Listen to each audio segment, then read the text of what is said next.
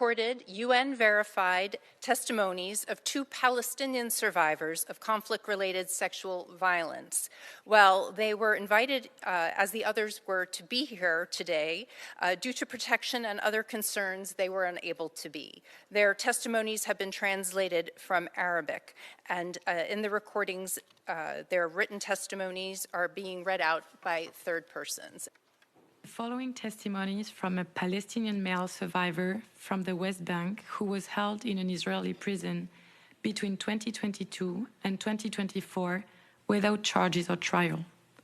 The following testimony concerns the sexual violence in detention he was subjected to by Israeli security forces after 7 October 2023.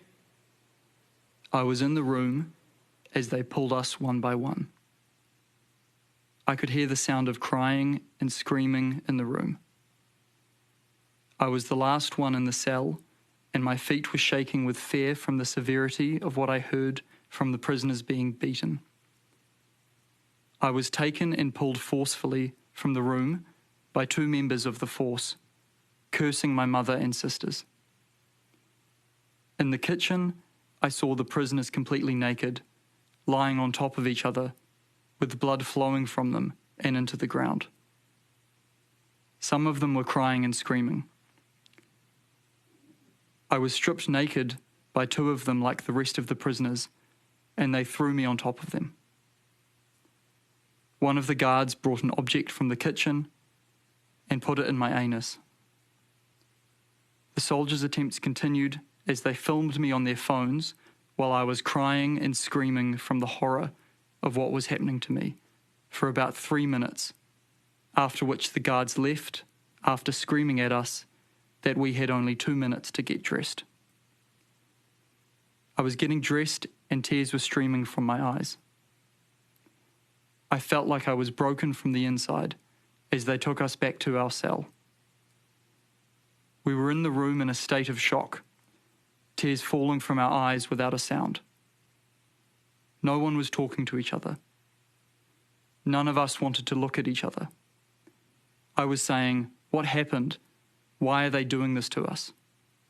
During a court hearing to extend detention, I told the judge that we had been assaulted and beaten and that our sanctity and privacy had been violated. The judge said that the beating had stopped. I told him we were beaten today, Your Honour. The judge placed his hands on his head and remained silent. The following testimony is from a Palestinian male survivor from the West Bank who was held in an Israeli detention center for approximately 6 months. The following testimony concerns sexual violence in detention he was subjected to by Israeli security forces after 7 October 2023.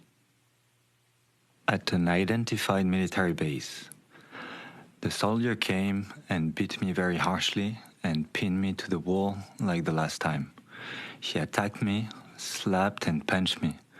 He then opened his phone and accessed Google Translate, spoke into it in Hebrew, and got back an Arabic translation that said, "If you move from where you are, I will rape you."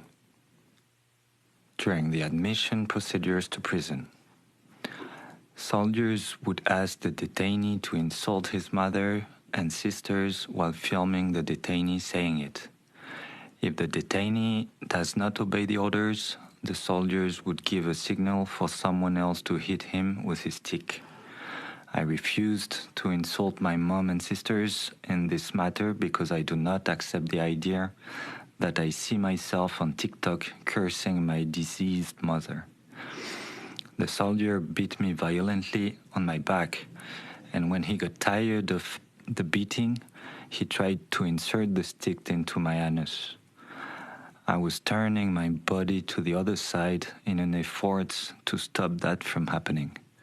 I tried to protect myself as much as possible.